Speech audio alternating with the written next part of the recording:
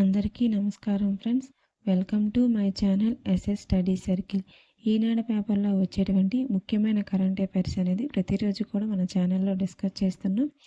2026 జనవరి 24వ తారీఖు సంబంధించి ముఖ్య అంశాలు అయితే చూద్దాం.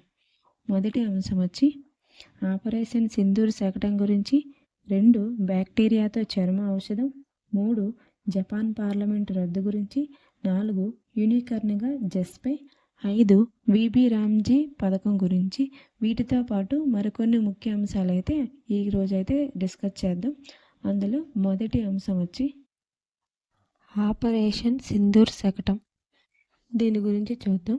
ఈ ఆపరేషన్ సింధూర్ గురించి చాలాసార్లు పేపర్లో కూడా పడింది. ఇది చాలా ఇంపార్టెంట్ ఫ్రెండ్స్. దీనికి సంబంధించి ప్రతి విషయం కూడా మనం గుర్తుపెట్టుకోవాలి. దేశ రాజధాని ఢిల్లీలో జరిగే గణతంత్ర వేడుకల్లో ఈసారి ఆపరేషన్ సింధూర్ శకటం అయితే ప్రత్యేక ఆకర్షణగా అయితే నిలవనుంది. దేనికోసం అంటే ఏప్రిల్ 22వ తారీఖున జరిగినటువంటి పహల్గాం ఉగ్రదాడికి ప్రతీకారంగా ఆపరేషన్ సింధూర్ నిర్వహించినటువంటి సైన్యం పాకిస్తాన్లోని ఉగ్ర స్థావరాలను అయితే ధ్వంసం చేసిన విషయం గురించి అయితే మనకు ఆల్రెడీ తెలుసు. దీని గురించి ఈ గణతంత్ర వేడుకల్లో అయితే కేవలం 88 గంటల్లో పాకిస్తాన్పై ఎలా విజయం సాధించామో చెప్పబోతున్నామని అయితే సైనిక కమాండర్ మనీష్ అనంతనైతే పేర్కొన్నారు. దేశంలో ఉగ్రదాడులకు పాకిస్తాన్ ప్రణాళిక అనేది రచిస్తూ ఉంటుంది. నిఘా సంస్థలు కూడా హెచ్చరించిన నేపథ్యంలో పోలీస్ భద్రతను కట్టుదిట్టమైతే చేస్తున్నారు. దీనిలో భాగంగానే అత్యంత అధునాతన ఏఐ ఆధారిత కళ్ళజోళ్లను ఢిల్లీ పోలీసులు అనేవారు తొలిసారిగా గణతంత్ర దినోత్సవ వేడుకల్లో అయితే ఉపయోగించనున్నారు.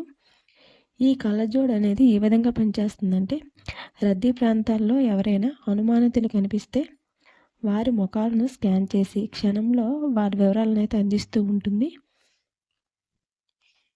ఈ నెల 26న జరుగుతున్నటువంటి గణతంత్ర దినోత్సవ వేడుకలకి యూరోపియన్ కమిషనర్ అధ్యక్షురాలైనటువంటి Ursula von der Leyen, European council అధ్యక్షుడు ఆంటోనియో కోస్టాలో ముఖ్య అతిథిలో కూడా రానున్నారు. ఈ విషయం కూడా గుర్తుపెట్టుకోవాలి ఫ్రెండ్స్. ఆపరేషన్ సింధూర్ అనేది చాలా ఇంపార్టెంట్. దీని గురించి ప్రతిసారి కూడా పేపర్లో వస్తూనే ఉంది. సో ఈ విషయాలు అనేవి అన్నీ కూడా గుర్తుపెట్టుకోవాలి. నెక్స్ట్ అంశం వచ్చి బ్యాక్టీరియాతో చర్మ ఔషధం. దీని గురించి చూద్దాం.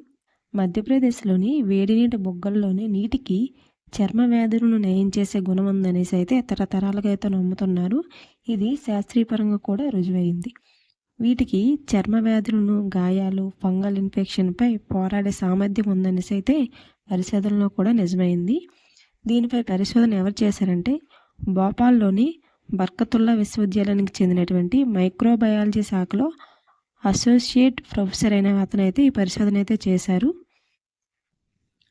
చర్మంపై ఫంగల్, బ్యాక్టీరియా ఇన్ఫెక్షన్ను నయం చేసే సామర్థ్యం కలిగిన బ్యాక్టీరియా అనేది ఇందులో ఉంది. ఈ బ్యాక్టీరియా నుంచే ఈ సూక్ష్మజీవుల సహాయంతో ప్రత్యేక ఔషధాన్ని కూడా తయారు చేయడం అయితే జరిగింది.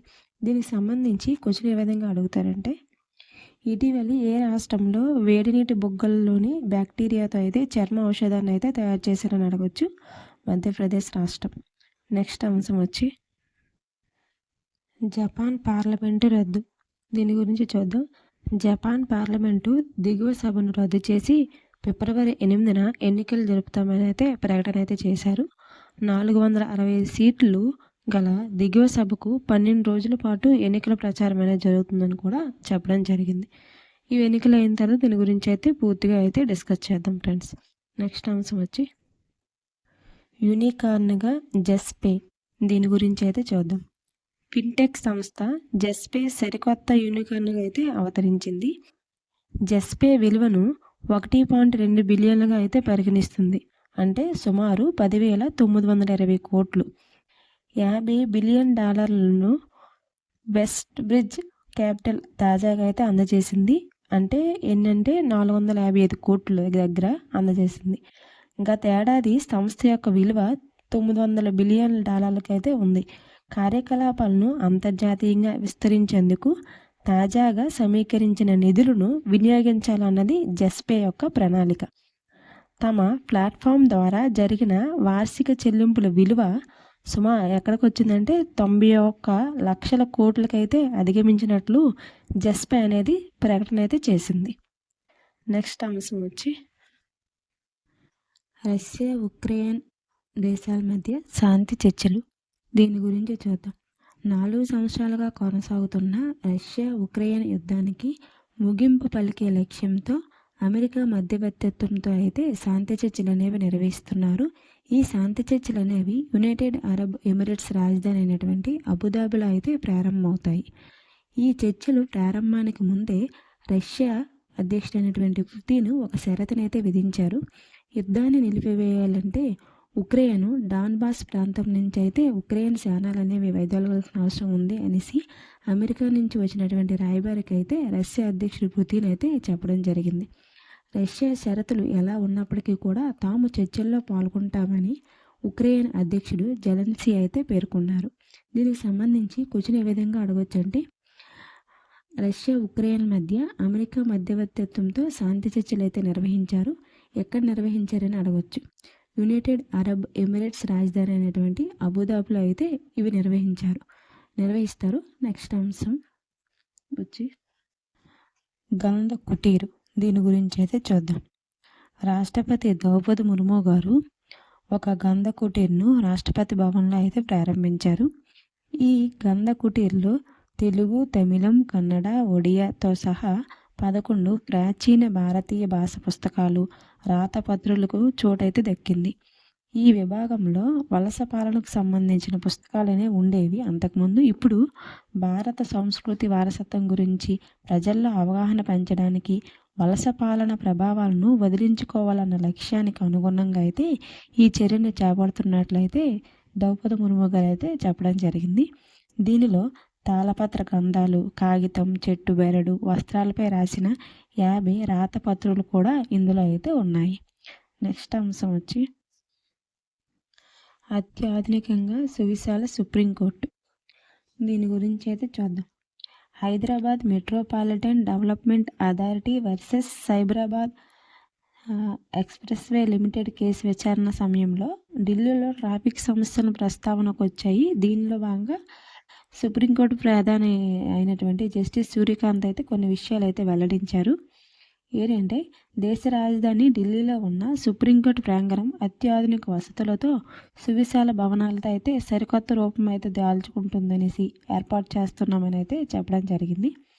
వచ్చే 50 సంవత్సరాలకు సరిపడేలా మౌలిక వసతులను అయితే ఏర్పాటు చేస్తున్నారు. 17, 15, 13 మంది జడ్జిలు ఒకేసారి కూడా కూర్చునేలా 3 విస్తృత రాజ్యాంగ ధర్మాసనాలు అయితే ఏర్పాటు చేస్తున్నట్లు సిజేఐ జస్టిస్ సూర్యకాంత్ గారు అయితే వెల్లడించారు.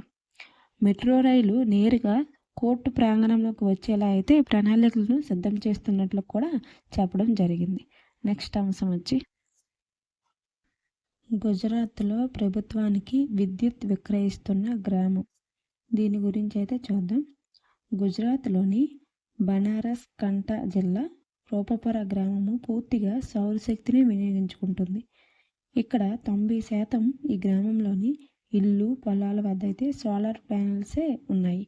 గ్రామస్తులు తాము వాడుకోగా మిగిలిన విద్యుత్తును ప్రభుత్వానికి అయితే విక్రయిస్తున్నారు. ఈ గ్రామం పేరు అనేది ఇంపార్టెంట్, సో గుర్తుపెట్టుకోవాలి. నెక్స్ట్ అంశం వచ్చి కార్గో టెర్మినల్ ప్రతిపాదన. దీని గురించి అయితే చూద్దాం. జాతీయ జల రవాణా అభివృద్ధి మండలి సమావేశం కేరళలోని కొచ్చిన్లో అయితే నిర్వహించారు.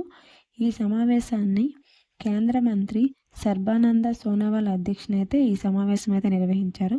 ఈ సమావేశంలో కృష్ణా నదిలో జాతీయ జల రవాణా 4లో భాగంగా ముక్తల్య హరిశ్చంద్రపురం మధ్య 150 కోట్లతో కార్గో రవాణా టెర్మినల్ ఏర్పాటు ప్రతిపాదన గురించి అయితే ఈ సమావేశంలో అయితే ఈ ప్రతిపాదన అనేది వచ్చింది.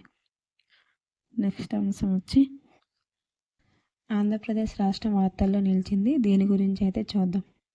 కేంద్ర విద్యుత్ శాఖ విడుదల చేసిన రోడ్ మ్యాప్ టు 100 గిగావాట్ల hydro pumped storage project by 2035-36 నివేదిక అయితే వెల్లడించింది. ఈ నివేదికలో ఆంధ్రప్రదేశ్ రాష్ట్రం అనేది దేశంలోనే 3వ స్థానంలో అయితే నిలవడం జరిగింది.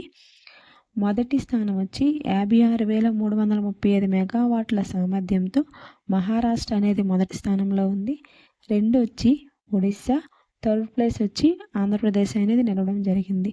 దక్షిణాదిలోని తొలి స్థానంలో అయితే ఆంధ్రప్రదేశ్ అనేది నిలిచింది. దీనికి సంబంధించి క్వశ్చన్ ఏ విధంగా అడగొచ్చంటే, పంపుడు స్టోరేజ్ ప్రాజెక్టులో దేశంలోనే ఆంధ్రప్రదేశ్ అనేది ఎన్నవ స్థానంలో నిలిచిందని అడగొచ్చు. లేదంటే ఈ మొదటి 3 స్థానాల్లో నిలిచినటువంటి రాష్ట్రాల పేర్లైనా సరే అడగొచ్చు. సో ఇట్స్ ఇంపార్టెంట్, గుర్తుపెట్టుకోవాలి. నెక్స్ట్ అంశం వచ్చి బీబీజీ రామ్జీ చట్టం. దీని గురించి నిన్నటి క్లాస్లో కూడా మనం ఒకసారి డిస్కస్ చేసాం.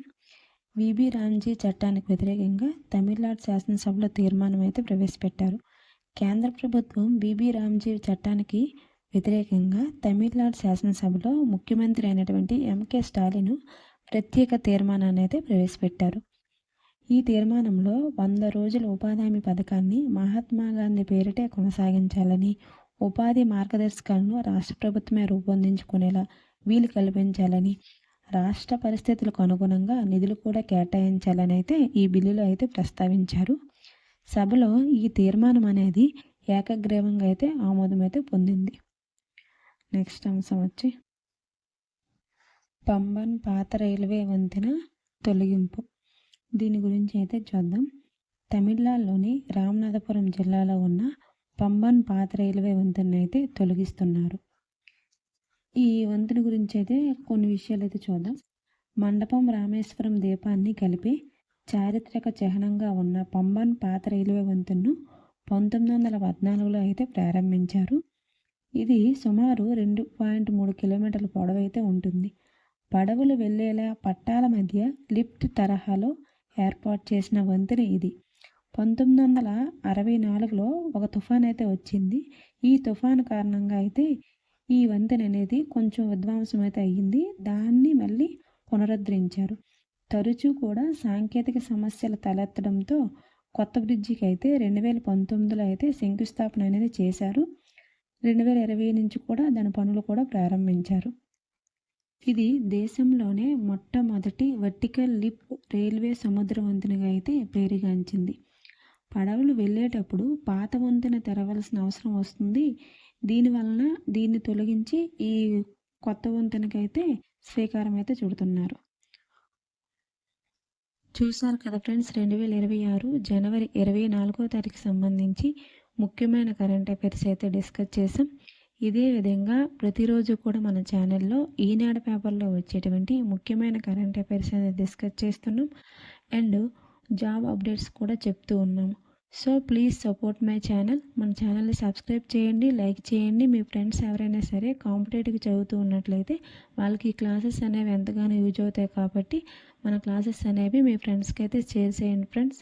Thank you for watching my channel. Thank you.